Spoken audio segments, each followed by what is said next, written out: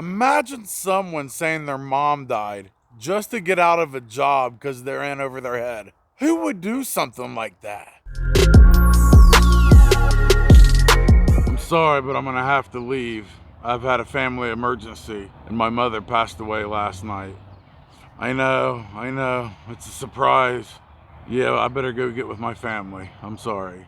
Now imagine, that's the line I used because I took on a job that was too big and I got overwhelmed. I know, it's horrible, but yes, I did it. But I'm gonna tell you the story about it. You're still gonna hate me either way. I'll have a couple people unsubscribe to the channel and they'll take it serious because it is serious. And what sucks is, like, I know how serious it is. My first girlfriend, when I was real little, I caught her holding another boy's hand. And I was so mad at her. I said, I hope you die. The very next night, she died in a car crash with her mom coming back from the grocery store. And that scarred me for a long time. You know, my first little girlfriend, I said, I hope you die, and she dies that night. Like, that was crushing on a little boy. So I know how serious it is. And I still used it. But first, my mom's alive. She's inside drinking coffee right now. Mom, you'll be watching this. I love you. I'm glad you're in good health. And I'm glad you didn't kick the bucket. So this catastrophe started maybe about 8 years ago, 7, 8 years ago. I was in my first year of having my little mobile mechanic business. And yes, it's just me, but it's my business. I don't care what you say, you can call it a side hustle. Anyway, I get a call for a 2010 Mini Cooper and it's overheating and she's seen some coolant leaking. So I set her up for a diagnosis. I head out there. Very lovely lady, about 60 years old, had a little dog. I mean, you can imagine her driving this little Mini Cooper with her dog hanging out the window. That type of woman. She started off by giving me a tip, gave me $80 instead of $65 for the diagnosis. So a great woman. Well, I start doing this diagnosis. It ends up taking me about an hour and a half. Most diagnoses is only maybe 20 minutes, half hour, something like that. But what I did was I kept confirming and checking it again because what it was a head gasket. Now this is my first head gasket I've done since I started my little business. At this time, I've only done maybe 10 or 15 head gaskets in my life at this point. But no matter how many times I checked it, it came back, it was the head gasket, 100%. So now I gotta break the news to the woman. I didn't even think twice about taking the job. I was like, I got this, no big deal. And I was excited. I was like, this is pretty good money actually. Have the woman come out, I break the news to her, and she takes it okay. She's like, okay, what's the damage? How much is it gonna be? But with parts and labor and everything, I think it was $1,000 even. Like, I'm 99% sure of that. Told her she needs to pay $500 up front and she needs to pay $500 once we're done. She had no problem with it at all. She goes, when can we start? And I was like, right now, as soon as you give me some money. She said, okay. She runs in her house, comes back out, gives me $500. I write her a receipt. I hand it to her. I said, it'll take me 2, maybe 3 days with this. This was a Friday. She's like, just if I can have my car by Monday because I got a doctor's appointment. I was like, no problem at all. I said, go inside, enjoy your day, enjoy your weekend. Don't worry about anything. I got this. And I was so full of confidence. I acted like I really knew what I was doing. But you'll soon find out I did not. So I'm like, hell, I'm gonna start right now, let's do it. Now, what does every mechanic do right before he starts the job? Pulls up YouTube. So that's what I did. Pulled up some YouTube. You know how them videos are. Said 18 minutes. I said, oh, this must be part 1 of 430. So I gotta find the other ones.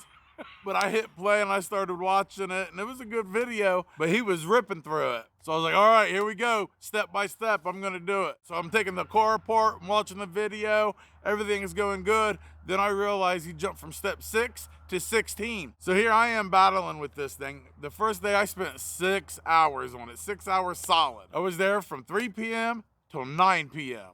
But the woman came out and said, I think I'm gonna go to bed. How about you guys come back in the morning? And that's the sign like, hey, you need to get the hell out of there. You're ruining their night. So I was like, yes, ma'am. I packed up my stuff. I went home. Got home, I was telling my wife about it. I was like, hey, got a good job. I'm pretty proud of myself. So I slept great that night, full of confidence. I was ready to go. Woke up early, went out there. I mean, I'm pumped, I'm ready to do this. Because at this time, I still enjoyed my business. Nothing has went wrong yet, really. I mean, I had a few mess ups. I mean, I did burn a car down, a couple other things, but hey, you know, whatever. I mean, every mechanic's burnt down a car or two, right?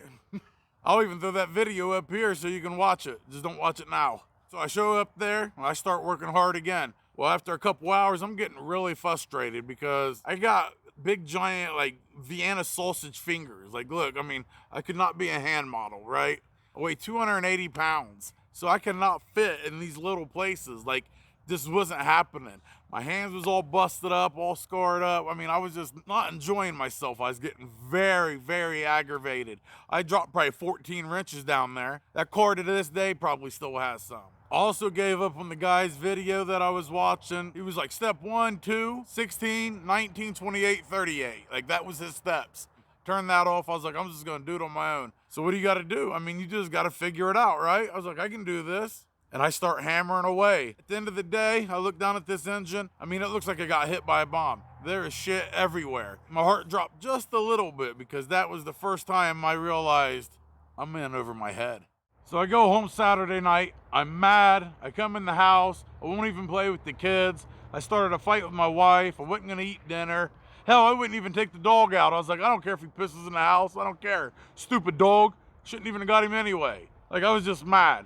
And why? Because I was just an immature little bitch. Should have just walked in and told my wife what was going on, called the customer and told her, look, I might not be able to get this done. I'm a little in over my head. I'll try again tomorrow, but if not, you're gonna have to get somebody else in here, but I'll find you a mechanic that can take care of you. But no, only a responsible person would do that. What did I do? I just pushed it in the back of my head, took some melatonin, and went to sleep. I did wake up early the next morning, and I was like, all right, I'm gonna hit it. I'm gonna go after it. This is my last day. I'm gonna go do it. Well, within a couple minutes, I was almost crying because I was so overwhelmed. I couldn't even do anything. By this time, my mind's already shut down on me. First of all, remember, I don't handle stress very good anyway because my PTSD from Iraq, I shut down over anything. Like, oh, electric bills due. I'm like, well, I can't handle this. I better go lay in my bed for fucking 3 hours. So by this time, I'm just sitting on the curb. I'm devastated. Well, the woman comes out, and that was like 4 p.m. Like, I was in a daze for 8 hours just sitting there. Didn't even try. Like, was done. I was disconnected at this time. She comes out and she's looking around. She's like, oh, you still got a lot to do? You sure you're gonna be done by tomorrow? And that was my cue.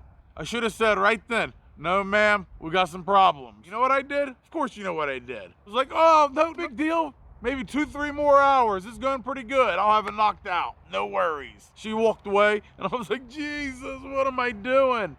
Like, I just couldn't man up and just tell her.